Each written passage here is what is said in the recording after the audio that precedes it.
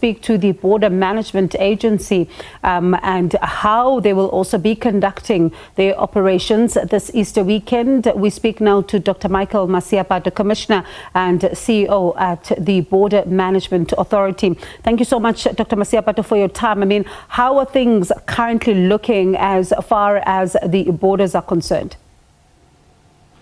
Yeah, no, thank you very much, Bongiwe, and we appreciate the invite. Yeah, indeed.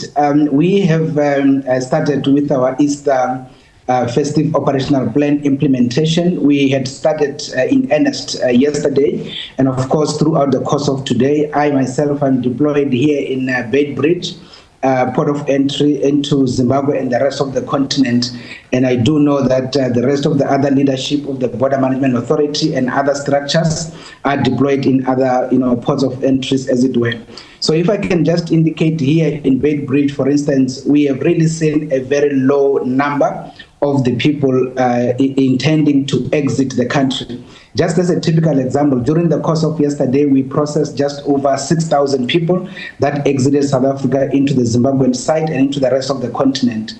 So since this morning up to this point, we have processed around 5,300 or so. So all in all, from yesterday to today, we can talk about 11,500 people that we have already processed. But otherwise, everything is going according to plan. There is no any major issues around the ports. I have been in contact with the rest of the colleagues in other critical ports, and we have not necessarily had any incidences or any challenges, as it were.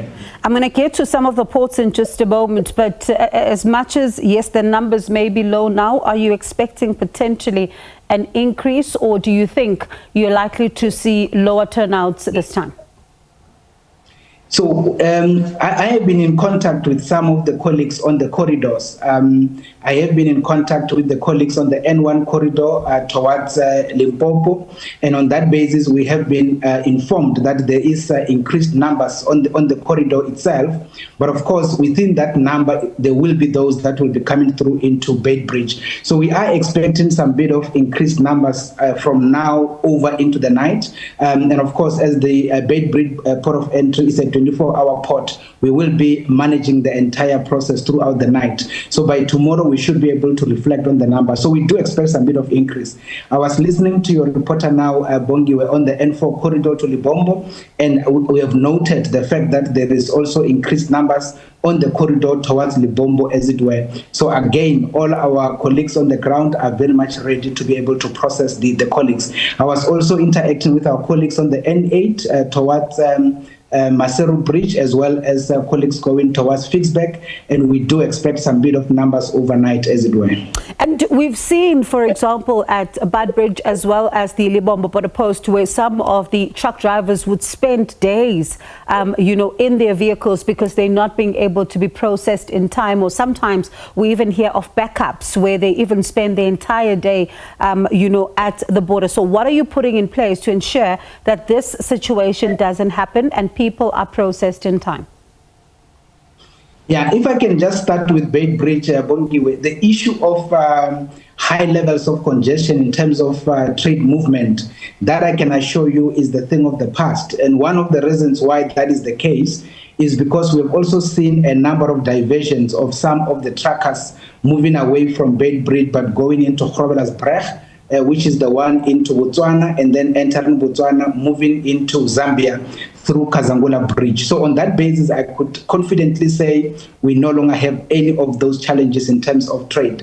But in terms of the N4 corridor into Mozambique, indeed, I was talking to Deputy Commissioner for Corporate Services, Madam Tupana, who is that side, and she did indicate that in the morning they were sitting at around 10 kilometers in terms of the trucks. But we have done a lot of work around the issue of trade facilitation. For instance, in Libombo, which is where we always had challenges, we had actually co-located our officials together with the customs officials at the canopy, which basically meant that the truckers will no longer have to get out of the trucks and go into an office to be processed. But we have brought our colleagues on the ground so that they can process them on the spot. But in terms of the small vehicles, Bongi, what we did, we have co-located at kilometer 7 with our colleagues from Mozambique, wherein we process the colleagues at a go together with the Mozambicans, so that when they get to the port, they don't have to stop on the Mozambican side and therefore generate traffic. So those are some of the interventions that we have done to make sure that we are able to process people better and make sure that we deal with the issues of the queues. And speaking about preventative measures, there's also, of course, what we sometimes see, happen at the borders, and that is around concerns of criminality. What are some of the preventative measures that you have put in place in order to make sure that you're not only reactionary in this regard, but you are able to preempt?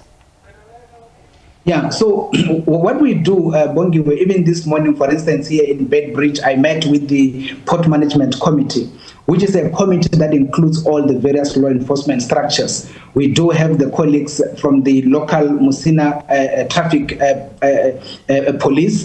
We do have colleagues from the SAPS. We do have the colleagues from the Cross-Border Road Transport Agency. We do have the colleagues also from the SNDF. So what we have basically done was to make sure that we do intensive deployment on the corridor, meaning that we have a very serious visibility of law enforcers on the corridor itself. And that is not only here in Beitbridge, but is with the rest of our top land commercial ports in particular. And that deployment is very much critical because it enables us to deal with issues of criminality. You will remember, Bongiwe, one of the biggest challenges around criminality was mainly generated by the fact that there will be slowness in the processing of people in the port, and therefore create a lot of queue in the corridor. Automatically, what that generates is criminality.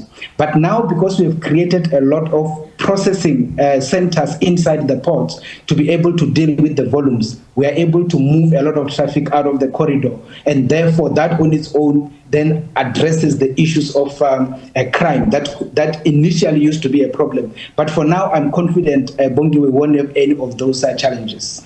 All right, let's see then what happens during the course of the weekend. It's likely to be a busy one for you, as we will be calling regularly for updates. But thank you so much for your time and for giving us the latest update as to what's happening on the roads right now, and as well as the ports. That's Dr. Michael Masiapato, the Commissioner and CEO at the Border Management Authority.